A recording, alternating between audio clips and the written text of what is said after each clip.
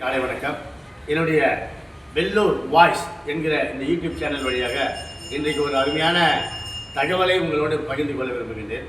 வேலூரிலே மிகவும் புகழ்பெற்ற ஒரு சிவாச்சாரியார், ஏகப்பட்ட கும்பாபிஷேகங்கள், இவ்வளோ கணக்கு கிடையாதுங்க. வெள்ளூரில் நம்பர் 1 கும்பாபிஷேக சக்கரவர்த்தின்னு நாங்கள் கலவை சுவாமியாரை சொல்லுவோம்.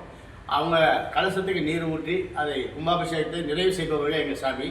ஆனால் கும்பாபிஷேகத்துக்கு ஜெனரேட்டர் பவர் கொடுக்குது, சக்தியை ஜெனரேட்டராக அந்த யாகசாலையில் யாகங்கள் வளர்த்து மந்திரங்கள் சொல்லி மகா சக்தியை உருவாக்கி ஆலயத்திற்குள்ளே கொண்டு சேர்க்கிற மகத்தான பணி செய்வதில் மிகப்பெரிய வல்லுனர் வல்லவர் எங்கள் மதன் சிவாச்சாரியார்.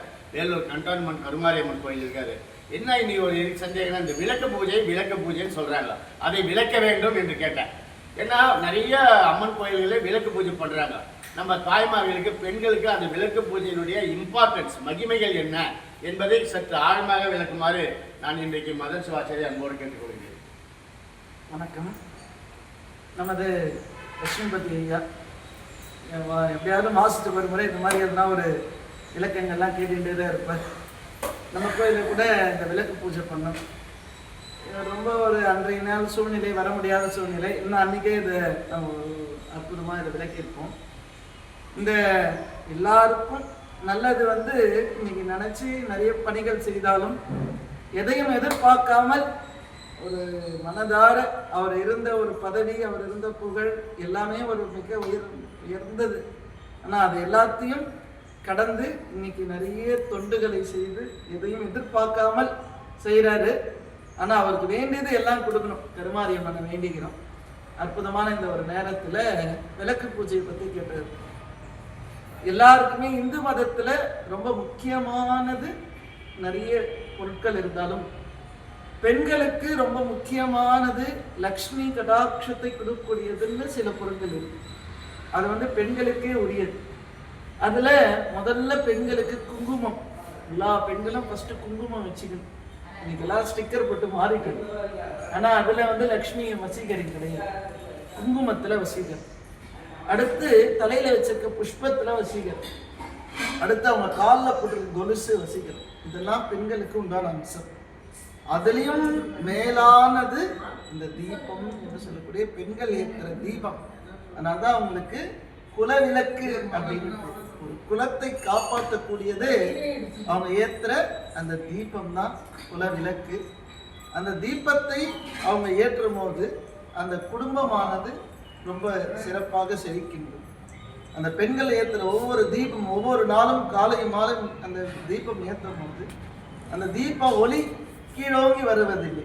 தீபம் என்பது மேலோங்கி, எந்த ஒரு பொருளும் எது மேலோங்கி வருகின்றதோ அதற்கு சக்தி ஜாஸ்தி.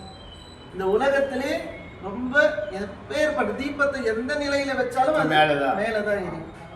அந்த மங்கள, அந்த தீப மங்கள ஜோதி நமோ நம, அந்த எப்படி அது மேலோங்கி வருகின்றதோ அது மாதிரி பெண்கள் ஏற்றுற தீபம் அந்த குலத்தை மட்டும் இல்லை, அந்த ஒரு 21 தலைமுறையை மேலோக்கி வளர்க்கக்கூடிய சக்தி அந்த தீபத்துக்கு. இது வீட்டில் ஏற்றுற தீபத்துக்கு இந்த பலன்.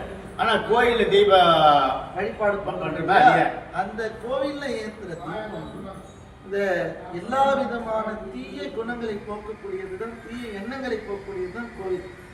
அந்த கோவில் தீபம் அந்த தீய எண்ணங்களை மட்டும் இல்லாமல் அந்த வீட்டில் ஒரு விளக்கு ஏற்றுனா ஒரு பலன், கோவிலில் ஏற்றுற ஒன்னொன்னுக்கும் 100 மடங்கு. அதுதான் முக்கியம். இப்போ நம்ம ஒரு நமசிவாயன் வீட்டில் சொன்னால் ஒரு முறை, அதே ஒரு நமசிவாய கோவிலில் சொன்னால் 100 முறை சொன்ன மாதிரி. எல்லாத்துக்கும் கோவில் சக்தி ஜாஸ்தியாக இருக்கு. அந்த மாதிரி தீபத்துக்கு ஜாஸ்தியான சக்தி கோவிலில் கிடைக்கின்றது. நம்ம சாதாரணமாக ஏற்றுற தீபம்ன்றது ஒன்று, விநாயகர்கிட்ட, முருகர்கிட்ட, நவகிரகத்துக்கிட்டலாம் இப்போ நம்ம தீபம் ஏற்றுறோம், அதுக்கெல்லாம் ஒரு விதமான சக்தி. ஆனால் இந்த குத்து விளக்கு பூஜை நீங்கள் கேட்டோமா இல்லையா? குத்து விளக்கு பூஜை என்பது அந்த தீபத்திலேயே அந்த அம்மனை வருவழைக்குது. எந்த சாமியும் இப்போ தேவி கருமாரியம்மன் கோயிலில் குத்து விளக்கு பூஜைன்னா தேவி கருமாரியம்மனை தீபத்து வடிவாக வரவேற்கிறது அந்த பூஜை. அந்த தீபத்தில் அந்த அம்பாள் அவங்க பண்ணுற அந்த அர்ச்சனை இருக்கு இல்லையா, குங்கும அர்ச்சனை, அது நம்ம போடும்போது அதுக்கு மீறான ஒரு சக்தியே கிடையாது. அம்பாலே அந்த மந்திரத்தில் சொல்லியிருக்காங்க, ஓம் சுமங்கல்யை நமஹ. அம்பாளுக்கு 1008 சகஸ்ரநாமாவளி வருது. அதுல அம்பாளுடைய அந்த 1008ல ஓம் சுவாசினி நமஹன்னு ஒரு நாமாவளி. சுவாசினின்னா அம்பாள் சுமங்கலியா இருக்கா, தீர்க்க சுமங்கலி. அடுத்த நாமாவளி சுவாசினி அர்ச்சன பிரீதாரி நமஹ. இந்த சுமங்கலிகள்லாம் சேர்ந்து அர்ச்சனை இருக்கிறதுலே அம்பாளுக்கு ரொம்ப பிடிச்சது. அது அம்பாள் வாயிலே அந்த சகஸ்ரநாமத்துல சொன்னதுனால அந்த பலன் அம்பாள் சுமங்கலிகள்லாம் கோவில்ல ஒன்னா உட்கார்ந்து குத்துவிளக்கு பூஜை ஒத்தரா செய்யறது விசேஷம். ஒரு 54 நம்ம கோயிலுக்கு 108 குத்துவிளக்கு பூஜை. அது மாதிரி பண்ணும்போது 108 பேரு 1008 நாமாவளியை 100 முறை சொன்னா 1,00,000 முறை ஆயிடும். 1,00,000 முறை ஒரு வழிபாடு செய்யலாம். அதோட சக்தி அதிகமாக பரவுது. தீபம் எல்லா இடமும் புரியாது. இங்க வேண்டுவதற்கு பொது நலமாக இப்ப வீட்டில் ஏற்றுற விளக்கு நம்ம குடும்பம் மட்டும், கோவில்ல பண்ற பூஜை எல்லாருடைய குடும்பங்களையும் வாழ்விக்கக்கூடிய ஒரு சக்தி இந்த கோயில்ல நடத்துகிற அந்த குத்துவிளக்கு பூஜையில் இருக்கு. இதில் நம்ம முக்கியமாக தெரிஞ்சுக்க வேண்டியது, அழகாக சொன்னாங்க, சுமங்கலி சேர்ந்து சுமங்கலிகள் எல்லாம் சேர்ந்து அம்பாளை வழிபடுவது மிக பலனை தரும் என்று அம்பாளே சொல்லியிருக்கான் அவருடைய சரிசனம். அப்போ அதில் விசேஷம் புரிஞ்சிச்சு. இல்லை வீட்டில் நம்ம ஏற்றுறோம் அது நமக்காக. ஆனால் இங்கே 1000 பேர் 108 முறை சொன்னால் என்னாச்சு, லட்சத்துக்கு மேலே ஆகுது இல்லைங்களா? அப்போ அந்த பவர் இங்கே பரவுது. இங்கே இந்த வைப்ரேஷன் அதிகமாக இருக்குது இந்த கோயிலில் அந்த விளக்கு பூஜையில். அதனால தான் நீங்கள் ஒவ்வொரு ஆலயத்திலும் விளக்கு பூஜை பண்ணுறாங்க. இது நம்ம தொடர்ந்து ஒவ்வொரு வாரம் இவர்கிட்ட கேட்டு நிறைய விஷயத்தை தெரிஞ்சுக்கலாம். ரொம்ப நன்றி. சந்தோஷம். நிறைய இடத்துல குத்துவிளக்கு பூஜை நடக்கணும். இந்த காணொலியை பார்க்குற எல்லாரும் வீட்டில் தீபம் ஏற்றி முதல்ல தனக்கு பவர் இருந்தால் தான் நம்ம மற்றவங்களுக்கு பவர் கொடுக்க முடியும். எல்லா பெண்மணிகளும் காலை மாலை 2 வேளையும் விளக்கு ஏற்றுறது ஒண்டி தவற விடாமல் செய்யணும். அதுதான் அந்த வீடு நல்லா இருக்கணும்னா தீபம் ஏற்றணும். எல்லா நெகட்டிவ் எனர்ஜியும் அந்த தீபம் இழுத்துக்கும். அந்த நெருப்பு அக்னிக்கு அவ்வளோ சக்தி.